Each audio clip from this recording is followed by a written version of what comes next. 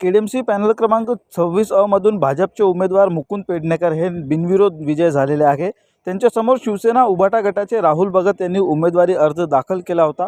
मात्र राहुल भगत यांनी निवडणुकीतून माघार घेतल्याने मुकुंद पेडणेकर यांचा मतदानापूर्वीच बिनविरोध विजय झाला। त्यामुळे डोंबिवलीत भाजपची विजयाची घोडदौड ही सुरूच आहे। खरं तर आपण बघितलं की राज्यात देवेंद्र फडणवीस आणि आपले लाडके आमदार प्रदेशाध्यक्ष आमचे त्यांच्या नेतृत्वाखाली आज जी ही इलेक्शन झाली आहे,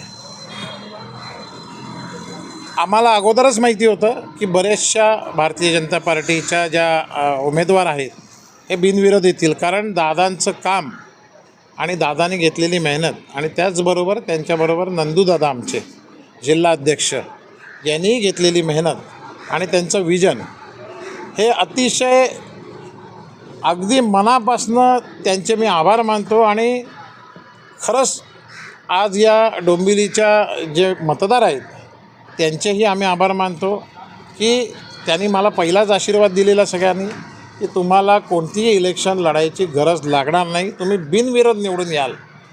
या सगळ्यांचे मनापासनं मी आभार मानतो आणि माझ्या कार्यकर्त्यांचेही आभार मानतो।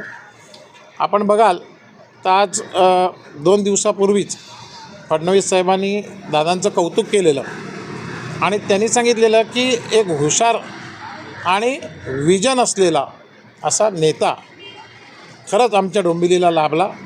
खूप खूप दादांच्या आभार आणि धन्यवाद। डोंबिवली भाजपचे 7 ते 8 नगरसेवक बिनविरोध निवडून येत आलेले आहेत। कसं पाहता याकडे? 16 तारखेचा जो निकाल असेल तो कसा असेल?